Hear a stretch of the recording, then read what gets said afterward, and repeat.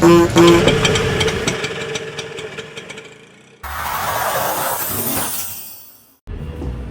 அன்பு நெஞ்சங்களே. வணக்கம் தமிழ் உறவுகளே. சென்னை திருவெட்டூர் நீதிமன்றத்தில் ஆஜர்படுத்தப்பட்ட ஆட்டோ சங்கர்கிட்ட நீதிபதி ஒப்புதல் வாக்குமூலம் வாங்கியிருக்காரு. இந்த ஒப்புதல் வாங்குமூலம் நடைமுறை கிட்டத்தட்ட 7 மணி நேரம் 8 மணி நேரம் நடந்திருக்கு. முதல் நாள் ஒப்புதல் வாக்குமூலம் வழங்குவதற்காக அவர் வந்திருந்தாலும் இன்னொரு தடவை யோசிச்சுட்டு முடிவெடுத்துட்டு வாங்க அப்படின்னு சொல்லி அனுப்பிச்சிருக்காங்க. மறுநாள் வந்த பிறகும் நான் ஒப்புதல் வாக்குமூலம் வழங்குறதுக்கு தயாராக தான் இருக்கேன், முழு மனதோட ஒப்புதல் வாக்குமூலம் வழங்குறேன், மனசாட்சிக்கு என்னை உறுத்துணுச்சு, தப்பு பண்ணதை போய் ஒத்துக்கும் அப்படின்ட்டு அந்த மனசாட்சி சொன்னபடி தான் நான் அது மாரி ஒப்புதல் வாக்குமூலம் கொடுக்குறேன் அப்படின்னு சொல்லி ஆட்டோ சங்கர் சொல்லியிருந்தாரு. கடைசியாக சுடலை கொலை, ரவி கொலை, அதுக்கு முன்னாடி லலிதாவோட கொலை, அது மட்டும் இல்லாமல் இந்த மந்தவெளியை சேர்ந்த 3 பேர் அதாவது பிரார்த்தனை பண்ணுற பெண்களை தொலை கொடுத்த 3 பேர் கொலை பண்ணதையும் ஒத்துட்டு இருக்காரு. இப்போ அந்த கொலை பண்ணதை ஒத்துக்கிட்டது மட்டும் இல்லாமல் அதுக்கு தான் இந்த கொலையை தவிர்ப்பதற்கு என்னென்ன மாதிரியான நடவடிக்கை எடுத்துருந்துருக்கலாம் அப்படிங்கிறதையும் சொல்லியிருக்காரு. அது தொடர்பாக சொல்லுங்க. பொதுவாக எல்லாருமே செஞ்ச தப்பை எளிதில் ஒத்துக்கிற மாட்டாங்க. அதுக்கு சில காரணங்கள்லாம் அதை நியாயப்படுத்தி பேசுவாங்க. அது மாதிரி தான் ஆட்டோ சங்கரும் தன்னுடைய செஞ்ச தப்புக்கு நியாயம் கற்பித்து சில விஷயங்கள் எல்லாம் சொல்கிறான். இதெல்லாம் நடந்திருந்தா இந்த மாதிரியான குற்றச்செயல்களில் நான் ஈடுபட்டு இருக்கிறத தவிர்த்து இருக்கலாம். அதுக்கு காரணம் காவல்துறையும் அப்போ நடந்த சம்பவங்களும் எனக்கு எதிராக ஆத்திரமூட்டியவர்கள் தான் காரணம் அப்படின்னு சொல்லி தான் கடைசியாக தான் செஞ்ச குற்றங்களுக்கு நியாயம் கற்பித்து சில பாயிண்டாக சொல்லியிருக்காப்புல. இதெல்லாம் தவிர்த்திருந்தா இந்த தவறுகள் நடந்திருக்காது.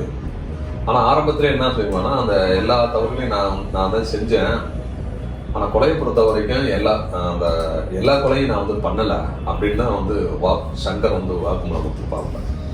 அதற்கு அவர் சொன்ன நியாயம் கற்பிச்ச பாயிண்ட் என்னென்ன என்பதை பற்றி அவர் என்ன சொல்லியிருக்காருன்னு சொல்லிட்டு அவருடைய வாக்குமூலத்தின் அடிப்படையிலேயே நம்ம பார்க்கலாம். ஓகே, தன் வாழ்க்கையில் நடந்த சம்பவங்களுக்கு நியாயம் செய்த தவறுகளுக்கு நியாயம் கற்பிக்கும் வகையில் ஆட்டோ சங்கர் எந்த விதமான காரணங்களை சொல்லியிருக்காருன்னு சொல்லிட்டு 1 by 1 நம்ம பார்க்கலாம். அதாவது லலிதாவும் சுடலையும் காணாமல் போன போது நான் கொடுத்த புகாரை உதாசீனப்படுத்திவிட்டு அவர்களை மேலும் தவறான வழிக்கு அழைத்து சென்று விபச்சாரம் நடத்த துணையாக இருந்த காவல்துறை அதிகாரிகளால் முதல் 2 கொலைகளும் நடந்தது என்பது என் மனதில் உள்ள கருத்து.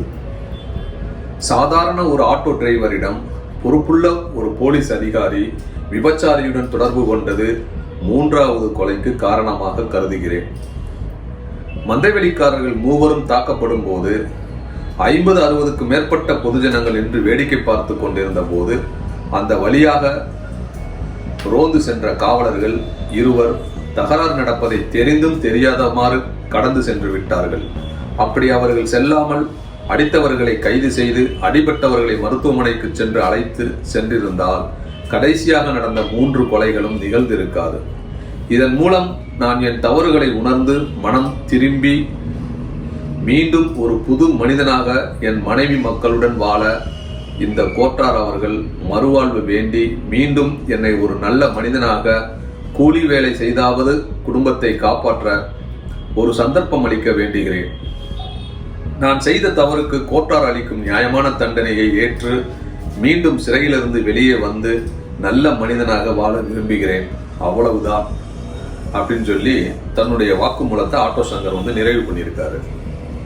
ஆட்டோ சங்கரோட வாக்குமூலங்கள் அதேவேளை கடைசியாக தெரிவித்த 3 கருத்துக்களை பார்க்கும்பொழுது காவல்துறை நினைத்திருந்தா இந்த 6 கொலைகளையும் தடுத்திருக்கலாம், நான் செய்யாமல் தடுத்திருக்கலான்ற ஒரு கருத்தை பதிவு செஞ்சிருக்காரு நீதிபதி முன்பாக.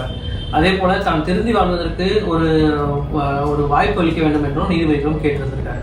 இது நீதிமன்றம் எப்படி எடுத்துக்கிட்டது, இவருக்கு அடுத்தபடியாக கொடுத்த வாக்குமூலங்களும் காவல்துறை தரப்பில் சமர்ப்பிக்கப்பட்ட சாட்சிகளும் என்ன மாதிரியான பாதிப்பை ஆட்டோ சங்கர் வழக்கில் ஏற்படுத்துனது அப்படிங்கிறத ஆட்டோ சங்கர் வழக்கு தொடர்பான இந்த சீரீஸில் தொடர்ந்து அடுத்தடுத்த எபிசோடுகளில் பார்க்கலாம்.